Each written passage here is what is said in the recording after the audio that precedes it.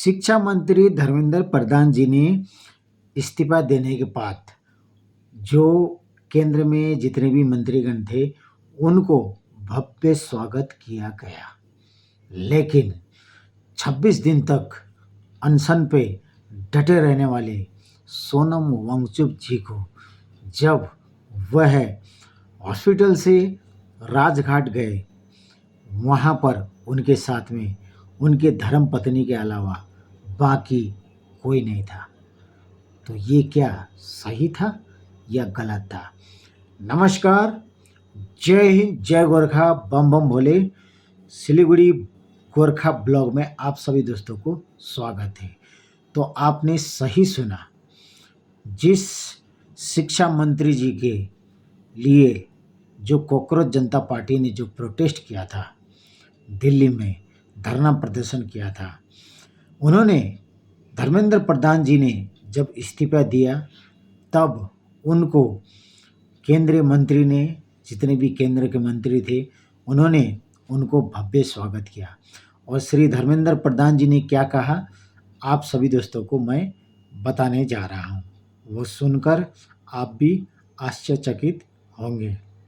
धर्मेंद्र प्रधान जी ने ये बोला कि जब मैं शिक्षा मंत्री था तब मुझे इतना रिस्पेक्ट, इतना सम्मान नहीं मिला था, लेकिन आज रिजाइन करने के बाद में मेरे को इतना सम्मान मिला, तो मैं तहे दिल से सभी केंद्रीय मंत्रियों को मैं धन्यवाद देता हूँ। इस तरीके से उनका सम्मान किया गया। तो सोचिए केंद्र में उनका रेस्पेक्ट या सम्मान कितना था, इज्जत कितना था। और उन्होंने ये भी कहा कि आने वाले दिनों में शिक्षा व्यवस्था और भी अच्छा होगा, ये मुझे उम्मीद है, बोल के उन्होंने इस तरीके से बयान दिया। अब जो सोनम वांगचुक जी थे, जिन्होंने पेपर लीक, नीट के पेपर लीक मामले में उन्होंने छात्र संगठन के लिए, छात्राओं के लिए, हमारे भारतवर्ष में लाखों करोड़ों छात्र हैं, उनके लिए ये पेपर लीक बहुत ही महत्वपूर्ण ये घटना है, ऐसा घटना नहीं होना चाहिए बोल के उन्होंने बिल्कुल बिना खाए हुए, बिना पिए हुए उन्होंने 26 दिन का उन्होंने अनशन रखा था। 26 दिन बाद में जब उन्होंने जो मांगे सरकार से की थी, सरकार ने उनकी मांगे पूर्ण करने के पश्चात जब वो हॉस्पिटल से जब राजघाट गए थे, राजघाट आपको किस लिए जाते हैं आपको पता ही है, क्योंकि ये जो अनशन का जो सिलसिला है, ये हमारे जो हम लोग जो अनशन बैठते हैं वो हम किससे प्रेरणा लेते हैं, हम गांधी जी से। तो गांधी जी ने कोई भी अनशन किया है तो वो अपने देश के भलाई के लिए, देशवासियों की भलाई के लिए किया था। तो उन्हीं के दिशा निर्देश पर यानी कि गांधीवाद तरीके से सोनम वांगचुक जी ने जो आमरा अनशन रखे थे, जो उन्होंने बिना खाए पिए उन्होंने प्रोटेस्ट किया था अपने विद्यार्थी, भारत देश के विद्यार्थी के लिए। तो उस समय वहाँ पर सोनम वांगचुक जी की वाहवाही हो रही थी। सभी लोग डीपी लगा के जब आमरा अनशन में जब बैठे थे बिना कुछ खाए पिए, तो बहुत बड़े बड़े सेलिब्रिटी, बहुत बड़े बड़े बड़े विपक्ष के नेता उनका डीपी लगा के उनको जाके वहाँ पर प्रोटेस्ट करते हुए दिखाई दिए थे। लेकिन आज पूछता है भारत, आज सोनम वांगचुक जी अपने धर्मपत्नी के साथ जब राजघाट गए थे, तो वो जो चेहरा थे, जो सोशल मीडिया में बोल रहे थे कि मेरा सिर फट रहा है, सोनम वांगचुक जी को इस तरीके से देख के सभी लोग मतलब सोशल मीडिया प्लेटफॉर्म पर चिल्ला रहे थे कि सोनम वांगचुक के साथ में इस तरीके से सरकार ने क्या किया, ये नहीं करना चाहिए था बोल के जो सोशल मीडिया में जो बक बक बक बक बक कर रहे थे, आज वो कहाँ है? तो आज सोनम वांगचुक जी बहुत दुखी है, क्योंकि उन्होंने जो हमारे भारत देश के जो छात्रा के लिए जो उन्होंने एक प्रोटेस्ट किया था, आज उनको इस तरीके से अकेले देखकर किसी का भी दिल मरहम लगाने की तरह मतलब नहीं हो पाएगा, क्योंकि ये एक संविधान वाला देश है, लोकतांत्रिक देश है, लोकतांत्रिक देश में हम लोग प्रोटेस्ट जब करते हैं तो हमें गांधीवाद नीति से हमको करना चाहिए। ये नहीं करना चाहिए कि अपनी फ़ायदे के लिए जब भूख हड़ताल में थे तो उस समय में जाके उनको सांत्वना देना, उसके बाद में जब भूख हड़ताल अनशन ख़त्म हो जाता है, सरकार उनकी मांगे पूरी कर देते, तो उसके बाद में सोनम वांगचुक जी को अकेले छोड़ देना। ये कोई लोकतांत्रिक ये वो नहीं है, ये अपना फ़ायदा के लिए इस तरीके से लोग करते हैं। तो मैं एक भारतीय नागरिक होने के नाते मेरे देशवासी से मैं बहुत ही 2 हाथ जोड़कर मैं विनम्रता निवेदन करता हूँ कि आप प्रोटेस्ट कीजिए। लोकतांत्रिक देश में हैं, हमारे देश में डॉक्टर भीमराव अंबेडकर जी का संविधान है, लेकिन हम उनके संविधान के अनुसार हम चलेंगे तो हमको आने वाले दिनों में सरकार के साथ मिलकर, कंधे से कंधे मिलकर, आजकल के जो जेन जी हमारे बच्चे हैं वो हमारे साथ सरकार के साथ चलेंगे तो आने वाले दिनों में अच्छा होगा। हम लोग लोकतांत्रिक देश में संविधान के मुताबिक हम चलेंगे तो हमें सरकार भी मदद करेंगे और सरकार ने जो फैसला लेना है वो भी सोच समझकर फैसला लेंगे। ऐसे ही आपने पूरा सोशल मीडिया प्लेटफॉर्म पर दिल्ली में एक हेड कांस्टेबल जी और दूसरे एक एसआई को किस तरीके से पीटते हुए आपने देखा होगा, और उसी के बारे में मैं थोड़ा सा आपको विश्लेषण करता हूँ कि दिल्ली में जो प्रोटेस्ट करते समय में वो जो कांस्टेबल के लड़का था और जो सब इंस्पेक्टर की जो बच्ची थी वो लगभग 12-13 साल की थी और उनके पिता को किस तरीके से वहाँ पर दौड़ा दौड़ा कर पीटा गया और जो सब इंस्पेक्टर थे उनके गले से चेन भी लिया गया, चेन भी लिंचिंग कर दिया गया और उनका पर्स, उनका पटवा भी वहाँ पर चोरी हो गया और उनको बहुत बुरी तरीके से पीटा गया।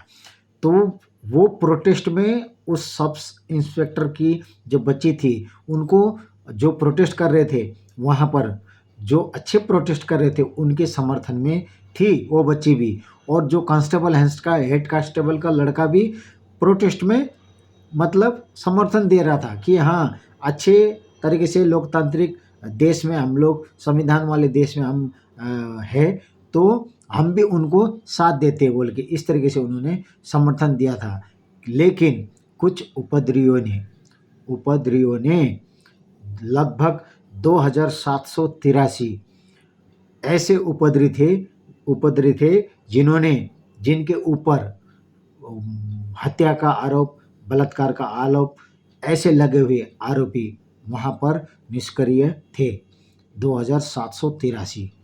तो ऐसे लोगों के कारण जो कॉकरोच जनता पार्टी का जो प्रोटेस्ट था वो कुछ अच्छे थे तो कुछ बुरे थे। तो इनके कारण जो बुरे थे उनके कारण से उनका जो कांस्टेबल थे और सब इंस्पेक्टर थे जिस तरीके से उनको पीटा गया, तो जब उन्होंने उस बच्ची ने या फिर उस बच्चा ने अपने पिताजी का हालत इस तरीके से देखा तो उन्होंने यही बोला कि ये जो कॉकरोच जनता पार्टी जो एक प्रोटेस्ट कर रही थी इसमें अच्छे भी थे, खराब भी थे, और खराब वाले कौन थे? ये जो 2783 जो आपराधिक मामले उनके ऊपर लगे हुए थे। तो इनके वजह से उनके पिता को भी इस तरीके से चोटिल होना पड़ा, मार खाना पड़ा। वो तो अच्छा हो गया कि वहाँ से वो जो अच्छे लोग थे उन्होंने उनको सपोर्ट किया, तब जाके उनकी जान बच गई। नहीं तो ये जो प्रोटेस्ट के माध्यम से जो वहाँ पर आए थे दंगा फसाद करने के लिए, अगर उनकी भीड़ में अगर वो फंस जाते तो आज वो जीवित नहीं होते।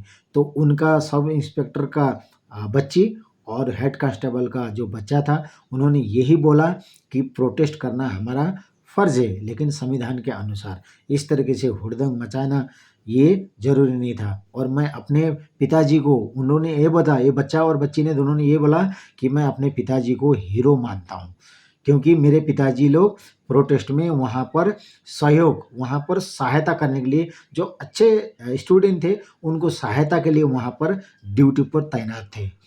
लेकिन अब ये जो प्रोटेस्ट जो करने वाले जितने हुड़दंग मचाने वाले ये क्या कर रहे थे, सीधा संसद भवन पर जाने के लिए उन लोग ज़्यादा उपद्रव मचा रहे थे। तब उनको वहाँ पर रोकने के लिए जो कांस्टेबल जी थे, जो सब इंस्पेक्टर थे, उन्होंने वहाँ पर रोकने की प्रयास की कि संसद भवन पर अगर ये उपद्रवी पहुँच गए तो फिर कुछ अनर्थ हो जाएगा। तो इसी कारण उनको रोकने के लिए, उपद्रवियों को रोकने के लिए उन्होंने जो कदम उठाया था, इसी के चलते उनके ऊपर हमला हुआ है। तो आप लोग खुद सोचिए, प्रोटेस्ट करना हमारी जो मुश्किलें है, जो तकलीफ़ है, हम लोग सरकार के ऊपर ले जाना, हम एक गांधी नीति से हम लोग अगर आगे बढ़ेंगे तो देश आगे बढ़ेगा। नहीं तो इस तरीके से जो अच्छे लोग हैं उनके बीच में जो उपद्रवी आएँगे और वहाँ पर जो काफ़ी जिनके ऊपर बहुत सारे मुकदमे लगे हुए हैं, ऐसे भीड़ में आकर अगर उपद्रव मचाएँगे तो प्रोटेस्ट को इन लोग छीन-बीन करेंगे। तो मेरे दोनों हाथ जोड़कर विनती है, आप लोग कभी भी प्रोटेस्ट करेंगे संविधान के अनुसार करिए।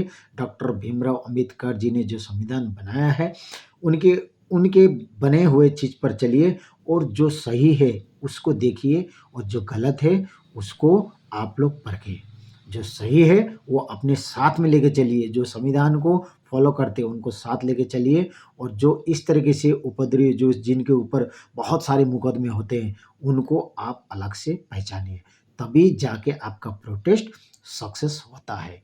तो बहुत-बहुत धन्यवाद। ऐसे जानकारी पाने के लिए आप सभी दोस्तों को चैनल को सब्सक्राइब कीजिए और शेयर ज़रूर कीजिए, क्योंकि भारत हमारा देश है और हम भारतवासी हैं। हमारा डीएनए एक है। जानकर रखिए, सतर्क बरतिए और आगे चलिए।